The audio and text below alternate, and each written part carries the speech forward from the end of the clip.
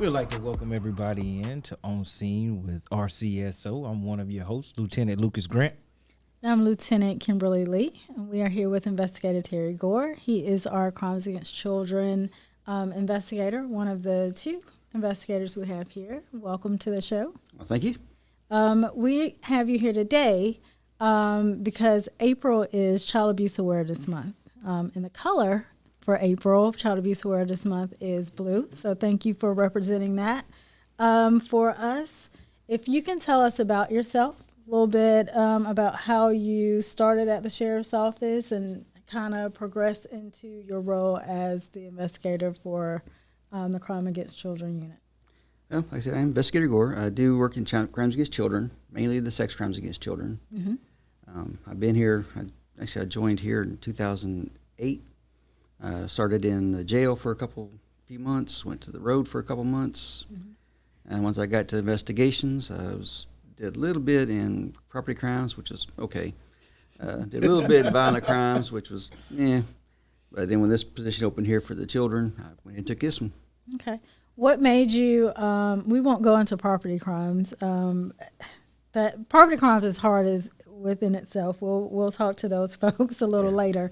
But what made you want to go into crimes against children? They're my kids. They need a voice. So right now, people don't believe in my kids. They don't believe them. They want to believe it. Their family members wouldn't do something like that. Mm-hmm. So the children have nobody.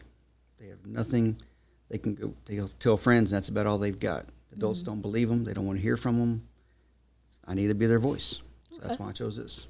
And I know that's where we met. I was already there for about a year when it became open. And I think I actually asked you if you wanted to come and join. It's one of the ones that kind of nobody wants to get into. We talked a little bit, and Lieutenant Grant, he was in homicide, and some people don't like to get into that. So that's one of those specialized units that folks are like, I don't know if I can do that. So how has it been for you since you've been there? Exponentially more and more busy. Fortunately, every year we have more and more cases. It doesn't stop. Why do you think that is? Right now we have children have more access to people now, mm-hmm. and which is causing them to be in touch with more suspects. They have the internet. The internet allows adults pretending to be kids to get in touch with these kids, whether they're playing Roblox or Fortnite or anything like that. These adults are actually talking to these children, mm-hmm. and they set up times. They go to meet each other. They have the children sneak out at night. They start grooming them real early when it comes to the internet, mm-hmm.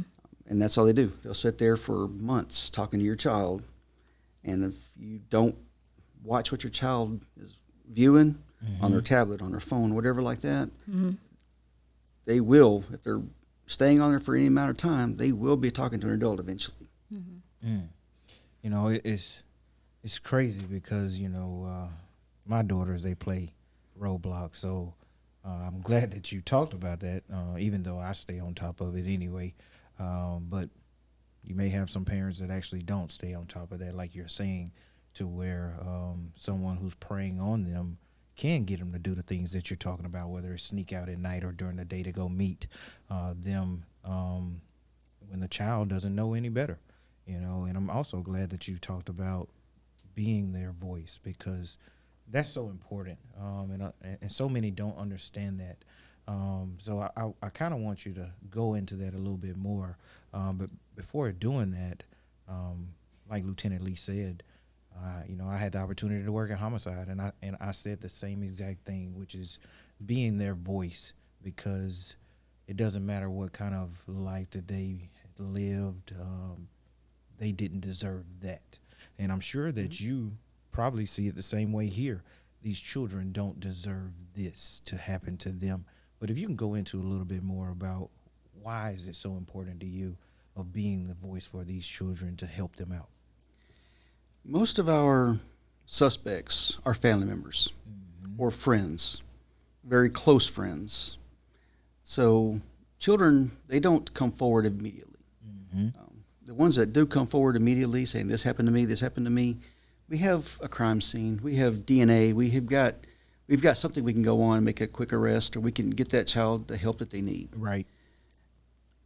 Usually, though, right now, 6 months to almost 2 years is a period of the outcry. Mm-hmm. So this child is holding this in for 6 months to 2 years Mm-hmm. because a family member, a friend, somebody they trusted did this to them. They don't say anything, and all they're doing, this is still eating at them every single day, just like it would an adult. Yeah. Yeah. And family members, when they do find out about it, they don't want to believe it. Right. My family member would never do this. This person would never do this. They're kind. They do this. They do this. They go to church. Everything under the sun they will say to say that my family member did not do this. Yeah. So, but this child can't. The child said, this person did this to me. Mm-hmm. And no one believes him. And that's where you So kick in. that's where I come in, and they're my children. If they're here in Georgia, they're mine. And we're going to help them. Absolutely.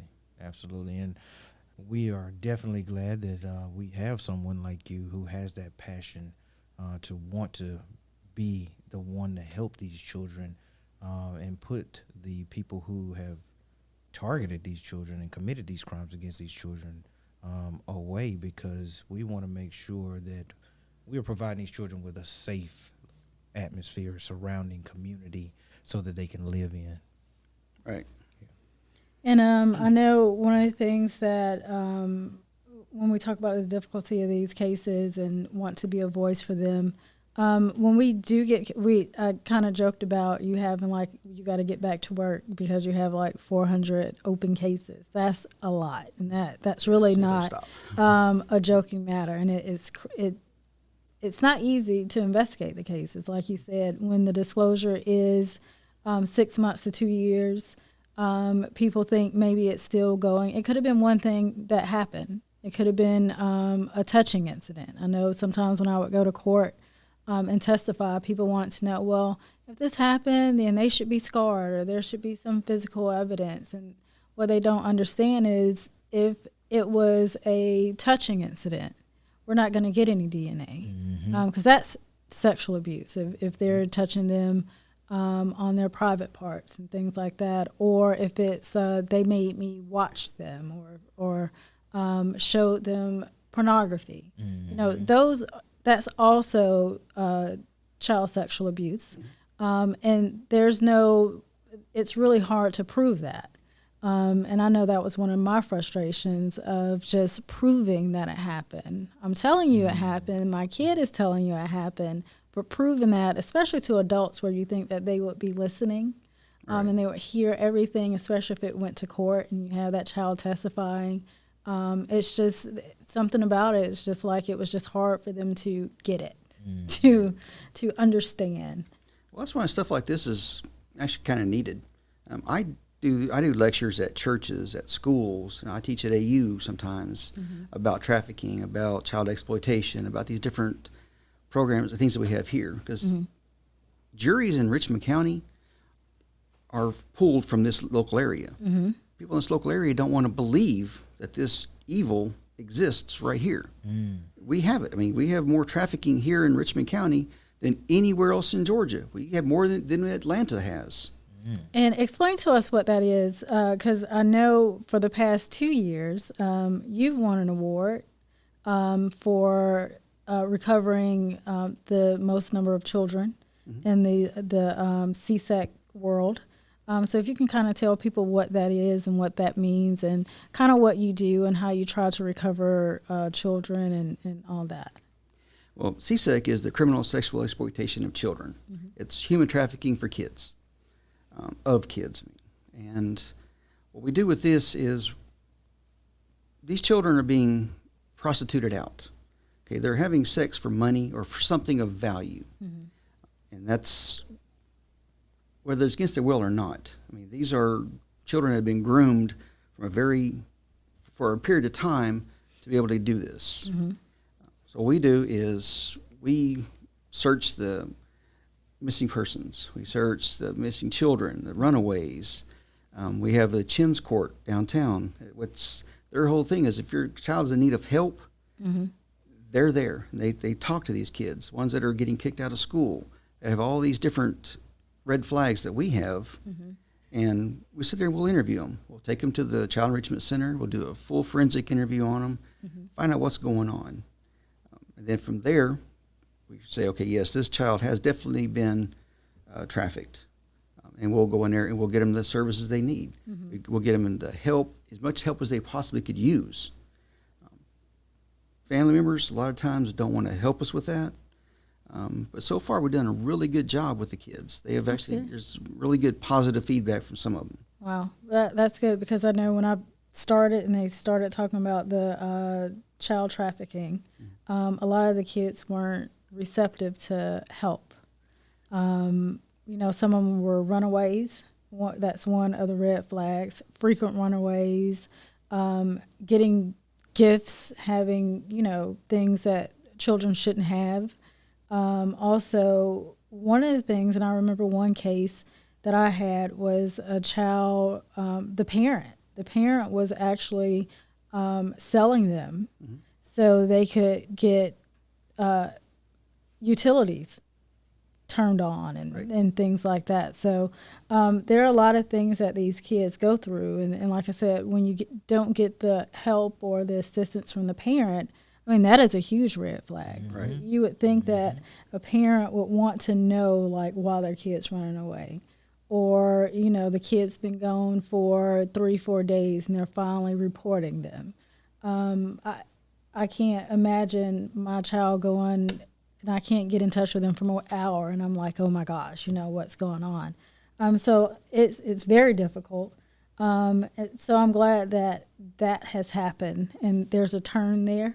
Where kids are kind of getting there. And I think it's because of the education. You're talking about, you go out and talk to churches, and there's just more. And I was hoping when I asked about, why you have so many cases, some of that would be because of the education. We have a lot of people who wanted to, instead of reporting it, they want to do the investigation first part of it. And they wanted to say, well, I wanted to see, and I wanted to talk to the child first, and I wanted to talk to before I reported it, because I just wanted to make sure. And one of the things we want them to know is, don't investigate it. Let us do that. Yeah. That's our job. If you suspect it, report it, and then we can do what we need to do. But let's educate you on kind of what to look for. So I do bring like pamphlets and stuff to the schools, whether it's elementary, junior high, middle school, high school. Usually for the AU and stuff, I just do PowerPoints. But we do. Hopefully, they'll learn something off of it, what to look for, and that they're not alone. Yeah, like that. And that education piece is a huge part of it, in the prevention part and in the kids coming out and talking and telling somebody. So that's a good thing that you do that in the community. Well, it helps us with our juries too. Like I said, juries, they don't want to believe that this is here, that this evil exists right here in Richmond County. So the more they learn about it, the better our juries are better jurors. Yes, absolutely. And, I know that you've been speaking with us when it comes down to forensics. Can you talk a little bit more about what that means, actually how it helps someone who is an investigator in this position to help with not only the victim, but the investigation itself to move forward? What we do is forensic interviews are non-leading interviews. Like with me and you talking, that was a direct question you asked me. We don't do that to kids. Right. First off, it would confuse kids, and if they ever got like on the stand or something like that, then the defense attorney could actually bully them. We don't like that. They don't like them when they mess with my children. Right. So the forensic interviews are for them to sit there in a neutral environment. It's safe. There's nobody else in there but them two, the interviewer and the child. They'll sit and build a rapport. They'll color. They'll use Play-Doh. Anything like that, just to learn about each other. Then they'll ask them questions. If the children don't know why they're there, right? Then they'll ask them about what are body safety parts and things like that, and they'll work it that way. Just get the information out. Then we find out, because this child has experience some kind of trauma, we get them the help they need. We have therapy on site right there. It's free. The Child Enrichment Center is a nonprofit organization. So everything there is free for the children. Right. And parents. We do have a parent support group too. Yeah. But the therapy actually helps the children learn that they're not alone. We have groups there, like we have Heroes Group, we have Sparks Group, just for different ages, so these children can get together and they'll know that, okay, this happened to all these other children in the same spot, so they're not alone. They have other people that are going through the exact same thing they just went through. Yeah, somebody they can relate to. Right. Yeah, I mean, I know that this is very good when it comes down to being an investigative tool to help with the investigations of how it moves forward, especially continuing to be that voice for the children. Because I've had the opportunity to be a part of some investigations where some of my victims had to go to have forensic interviews done, and it's really good of how to see the interviewer interacts with that child, because it is very open. Like, the child can go in and draw or color or whatever they want to do, and it makes them feel so comfortable before any question is asked about what may have happened to them, what they may be thinking they're there for, anything. So I really feel like that is very beneficial when it comes down to working these kind of investigations. Oh, yeah. And it also helps with the court process too, because it is a non-leading, non-suggestive interview. You're able to use that as their testimony in court if the attorneys or whatever can prevent them from going on the stand. Right. And one of the things that we talked about is the length of time it takes for a child to disclose, 6 months to 2 years. Say a child is, because the forensic interviews start at age 3. Say they came in at 3. Well, at 5, they look different. Right. They talk different. And they may forget things. Kids go through a lot of things. They have school, they have summer, they have all these things that's on their mind that they may not remember. Some of the things that they talk to the forensic interviewer about. So the ladies or the staff, they do a good job with that and preserving those interviews. And they actually also testify in court too. So it is a huge team and a piece of a big puzzle. Absolutely. For the kids and the families too. We talk about families. Some aren't as supportive, but there are some supportive families out there. So that's a great thing. Well, it should get what you were talking about right there too. When it comes to preserving that thing, because when those children are on there, some of our trials don't come forward for 3 to 5 years after the fact. Yes. So you have a 8-year-old who just disclosed all this, and she's crying in there and stuff like that. But when she gets on the stand, she's 13 or 14, and she talks totally different. She looks totally different. She doesn't look like a victim, which is what some of the juries find hard to. But trauma affects everybody different. Yes. And they get the services they need too. So what happened with them, like you said, at 8 years old, they hadn't gone through the entire process. They hadn't done the forensic interview. They hadn't gone to therapy. They hadn't been able to work through those things to be able to get ready to testify in court, because that's a big adult thing. Yeah. And I know testifying in court, sometimes I get nervous. And, it's not me as the victim and something happened to me, but, as an investigator. So just think of the amount of weight that service and that your service does to take that off the child, especially if they don't have to testify in court. So that's a good thing that, like I said, they do there at Child Enrichment at the Child Advocacy Center. And it's free for the families, so that way they don't have to worry about nothing.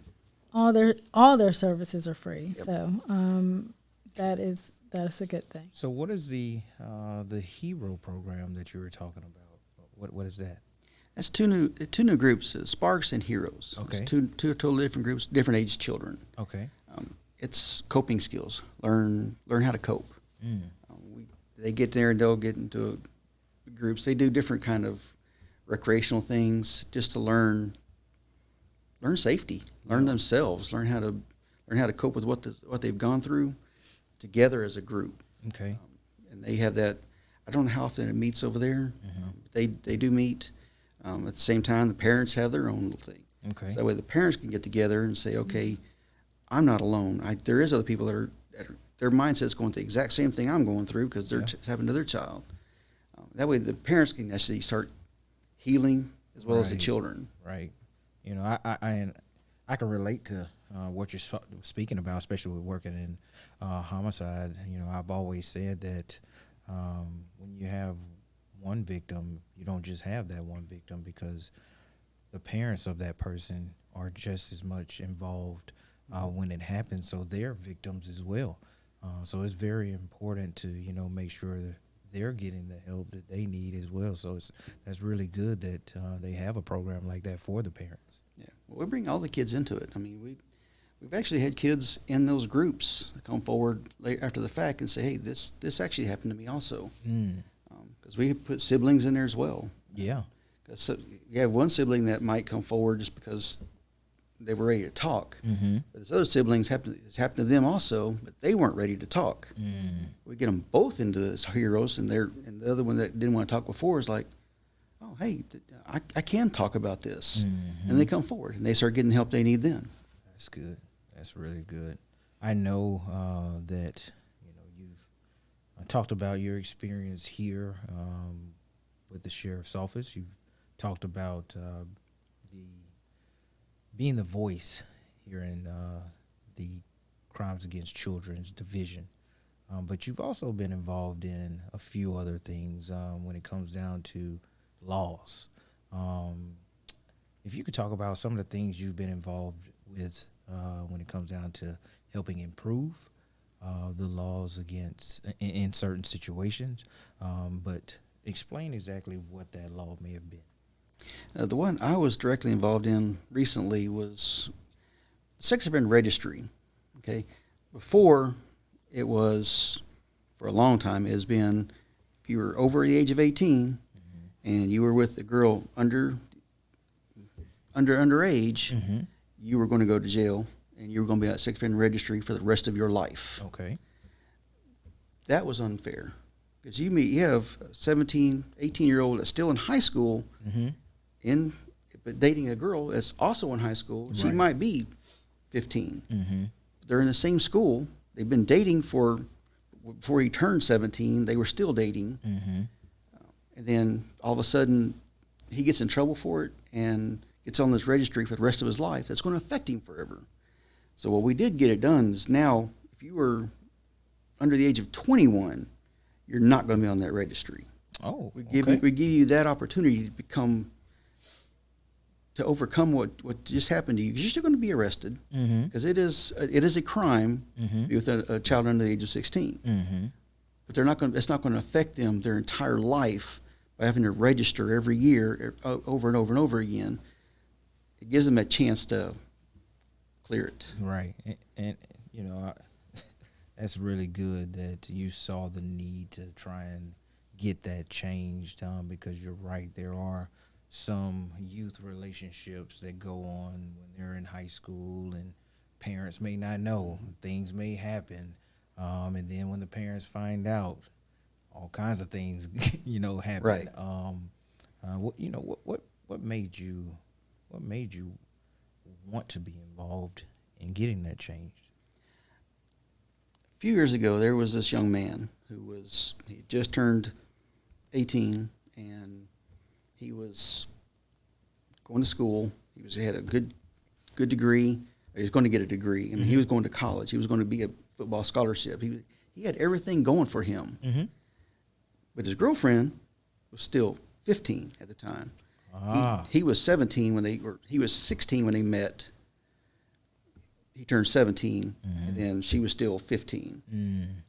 And the parents found out about it and got real upset and wanted him prosecuted. They wanted him in jail. They wanted him under the jail, everything they possibly could. And that followed him. He lost his scholarships. He lost everything because he was on that registry. for a childhood fling that they were consensual doing. Even though you're under age 16, you can't consent. Right. It was not forced. Right. And that was unfair. I could not stand this young man who had everything going for him, was in love with this girl at the time, and now his life was ruined. So it took a long time. Unfortunately, politicians don't work together too well, so it did take it was a few years in there for it to get approved, but it finally did. Yeah. Well, and we talk about how we have deputies, investigators, folks that work here. They do a good job and they work in the community, and you certainly have been in the community. You're one of those lights there that want to educate about this topic. But I'm scrolling through Facebook, social media, just scrolling. And I see your name, Investigator Terry Gore. I'm like, oh, what has he done? So, Child Enrichment recognized you for being an advocate and showing compassion and care for families that they serve. They call you a selfless public servant who takes time to bring joy to the staff when you come to the office. And they say you're usually there at least once a day. Oh, easily.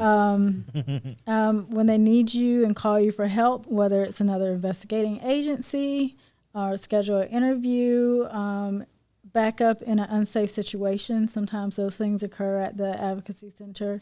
Not often, but sometimes. Emotions get high in those places. But when you're not doing all of that, you have some hidden talents.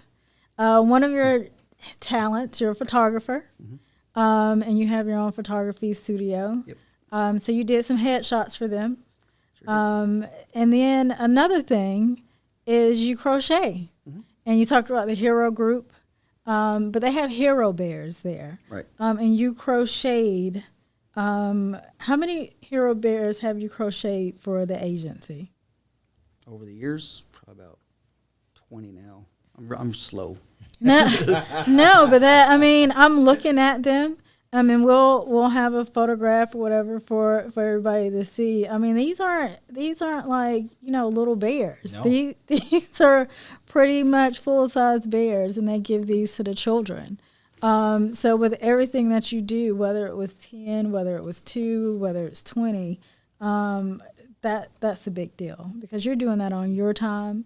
On your own time when you don't have to do it. So that's a good thing, and we like to recognize the folks that work here about going above and beyond those things that because you hardly know that you're here. So like I said, I think that's a good thing. You kind of you're in the background here and there, but when we want to recognize you, especially this month.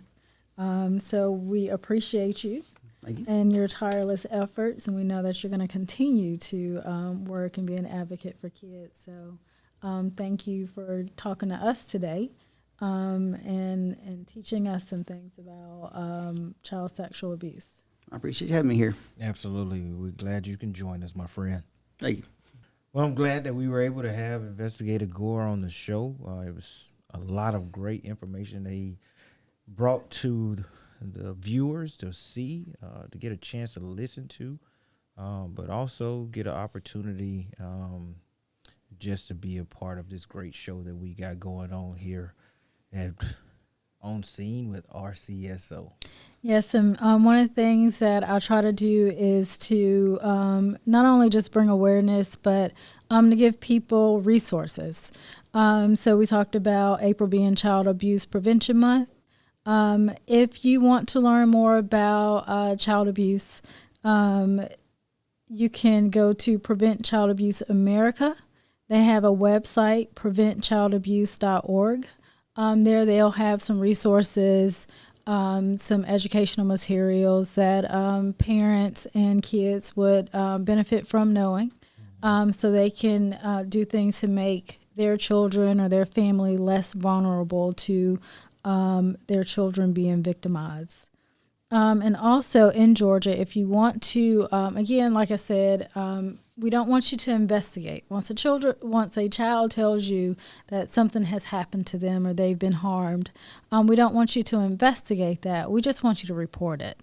Let us do the investigation. So if you suspect that a child has been abused, you can report that to 855 GA child.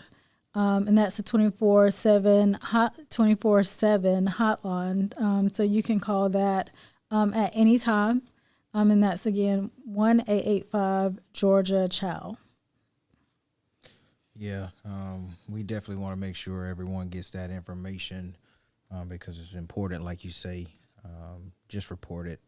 Don't try and do it yourself because some things can go in the wrong direction versus the case being worked in the right direction for that victim to where we can make sure the outcome is on the positive side. Yeah, and let us clear the case. We'll clear it. However, if it didn't happen, that's great.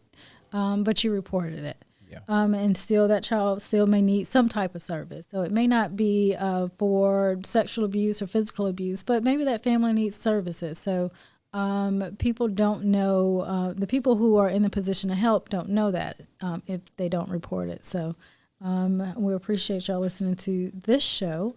But now it's time for the zone report. Oh, yeah. And as we talk about, and we always start the zone report with the 9 p.m. routine. Absolutely. We want to make sure that each of you understand that our 9 p.m. routine is important for everyone here in this county. We want you to understand that making sure you lock your vehicles, your homes around this time before you get the chance to go sit down, relax, possibly fall asleep. And in front of the TV. Yeah, you leave something unlocked. Make sure you get those keys. Go outside if you don't have the key fob where you can lock it from. Make sure your vehicles are locked. All your doors inside of your residence are locked. That way, the things that you may have in your vehicle won't be tampered with or taken, along with your residence. No one's being able to enter into it. And don't forget the windows. Yes. It's spring. We've had some nice spring days. We have. And I know I've been letting my windows up, and I've forgotten a window or two. So don't forget in that 9 p.m. routine to check your windows and lock your windows, because that's something sometimes we may forget about, because that's something we don't regularly do. I won't necessarily say I forget about it because, when it rains, I do like to let the window up, listen to the rain, help me fall right on off to sleep. But, if you are a person, like you're saying, that forgets to lock your windows because of the nice weather, you definitely want to make sure you close those so that way you don't give anybody any easy access to either enter your home or your vehicles. And also with that, and I've been looking at our daily reports, and cars they're still in cars. Yeah. And some of the cars that I am seeing that they're stealing, the key fobs are still in the cars. Absolutely. I know we have extra set of keys, and we like to sometimes, we either forget, like I've said before, that I've forgotten my key fob in my car, or, it may have your house key on there.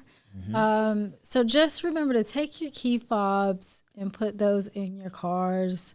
Take them out of your cars and put them in your house. And also when you're at the gas station or, in the mornings, don't leave your cars running. Correct. You are leaving yourself vulnerable for your car to be taken. Absolutely.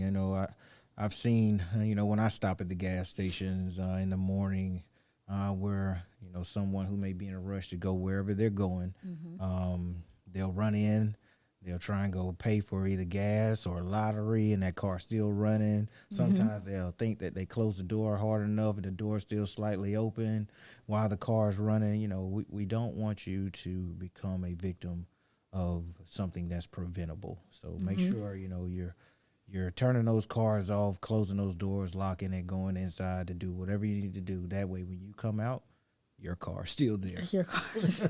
Yes. And like last week, we started talking about the BOLOs for 2 cases. Yeah. One, we still have Wilbur Hughes missing. He was last seen on August 25th, 2020 on the 1700 block of S.C. McIntyre Boulevard. He has no known medical conditions. They're not aware of what clothes he was wearing. They do know that he may have been driving a black Cadillac. He was eventually reported missing 2 months later, which was on 10/18/2020. So, like I said, the investigators said that they believe that they're coming close to solving this case. But we need people to come forward. Absolutely. And we need them to give whatever information they have. And I always say this, I always will. No matter how small it is, give that to the investigators. Again, like we said before, don't do your own investigation. Let us do that part. I'm sure Mr. Hughes has loved ones that are looking for him. So if you know where he is, or if you think you saw him, let an investigator know so they can do the investigation part of that. So again, Wilbur Lewis Hughes II. In our next BOLO, we have a person who's wanted for murder. His name is Daryl Eugene Walker. Daryl is wanted for homicide that occurred on the 1400 block of Ridgewood Drive on 7/20/2018. Mr. Walker fled the scene in a 2016 silver Nissan Altima that was later recovered during that investigation, but Mr. Walker is still considered to be armed and dangerous. So if you see Mr. Walker, or if you come in contact with Mr. Walker, please use caution. Also, please contact the sheriff's office or the local sheriff's office, even if it's out of state, because we want to make sure that this young man is taken into custody as soon as possible, so that no one else gets hurt. And the last place that he was known to be was in North Carolina. Yeah. And like we said last time, he is known to hang out in homeless camps, maybe homeless shelters. He goes place to place. Yeah. He doesn't need a stable place to live in. Correct. So you may have had contact with him somewhere, especially if you're up in that North Carolina area. If he's not left that area by now, just, maybe asking for a ride or asking for a couple dollars or things like that. So I believe you said that we may have an updated picture or photograph of him. We do have an updated picture of him when working with the U.S. Marshals. They were able to get an updated photo of him the last time he possibly was seen. So we'll make sure we put that picture up for everyone to see. Because he now, in that photo, does have a lower haircut, still the salt and pepper hair, but it's a lower haircut compared to the first photo that we had of him. Okay. Of course, he changed clothes in that photo as well.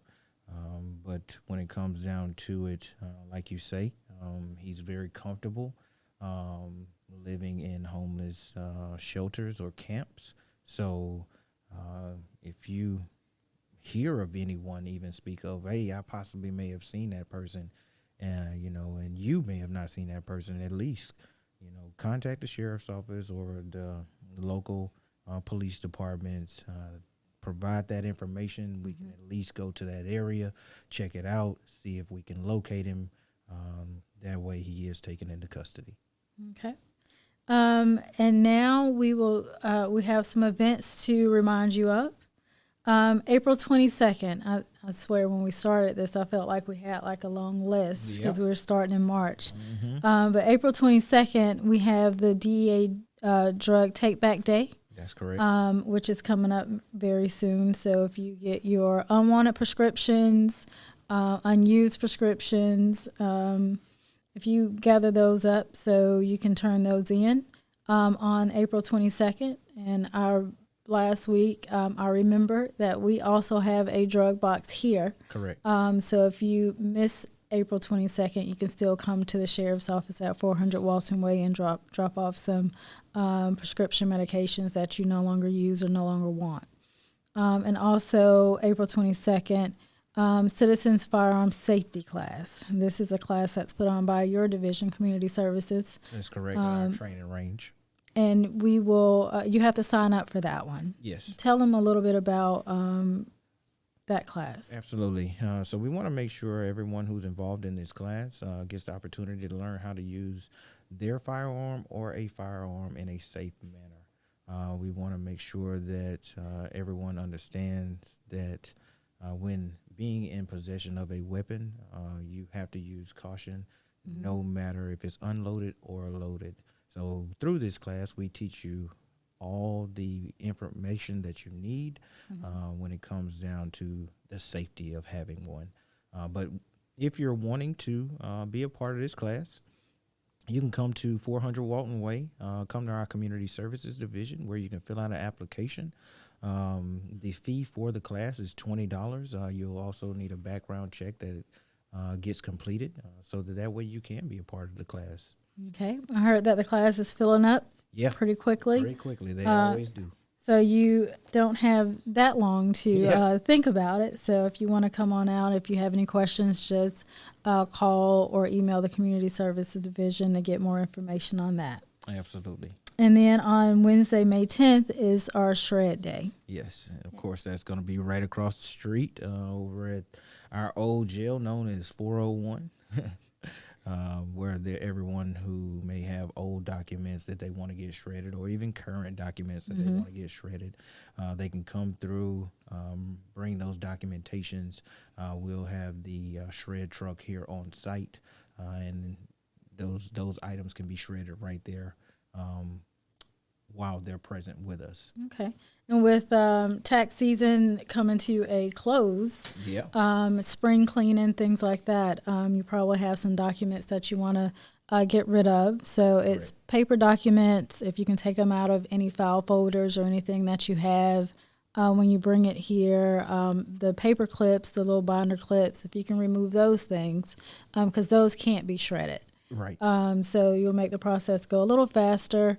But if you forget it, we'll be there on site to help you take those things out of your documents and away, and we'll give you those things back to you. Absolutely.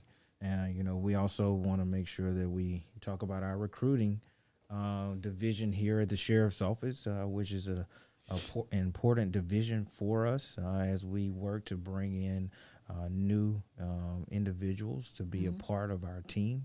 And if you are wanting to be a part of our team, you can definitely send an email into our recruiting division, who is led by Lieutenant Mark Chastain, and you can email him at mchastain, and that's CHESTANG at augustaga.gov. He will definitely reach out to you immediately because he's very enthusiastic. He is very enthusiastic. And he wants to make sure that we are bringing in the right individuals to be a part of our team. And you can always, like you said, email them, call them, come up here if you have any questions.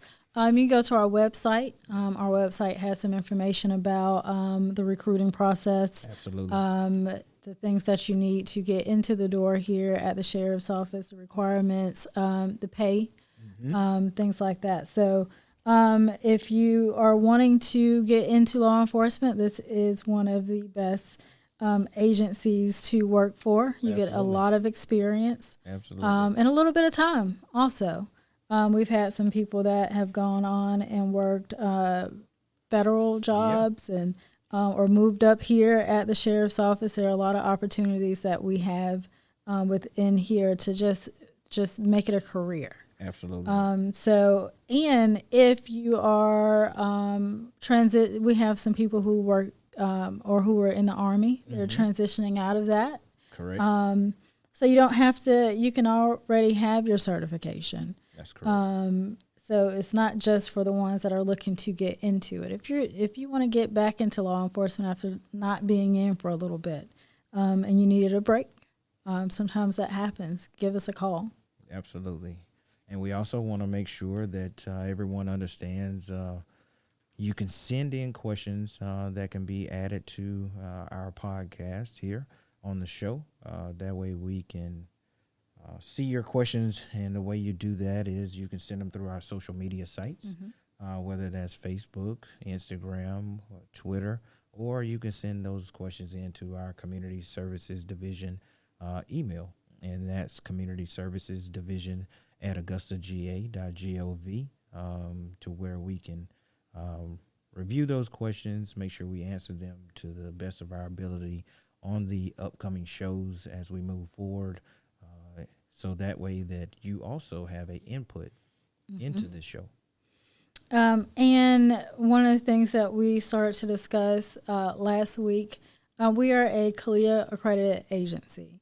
And with being a CALEA accredited agency, CALEA has put on their website a portal for you to make any comments or have any questions concerning the sheriff's office through their portal. Yes. So if you want to make a comment through that portal, you can go to our website. Yeah. There's a link to that CALEA portal. There's also, I think it's also posted on our social media sites. I know it is on Facebook. Yes. So go there, and if you have any comments, I know working in the Internal Affairs Division, we will get some of your comments, some of your complaints. We vet all of those. And if it's something that needs to move forward into the complaint division, or, we do get accommodations, we get a lot of things. Absolutely. So someone from the sheriff's office, either from my division or somewhere else, another division may contact you about a comment or a complaint or a concern that you may have. So please make sure you utilize the CALEA complaint portal. That is a tongue twister. And definitely, just going back to that, if you're wanting to recognize an officer that you've encountered, whether they did something that was life-saving or something that they went above and beyond their duties of doing for the community, and you want to recognize that, please feel free, send it in, because we want to make sure that we are able to tell our story the way the community needs to see it. And it's important. Like this job is, everybody got into this job because they wanted to serve and they wanted to help the community. Absolutely. So, like we had Investigator Gore with his skills with the crocheting and the photography.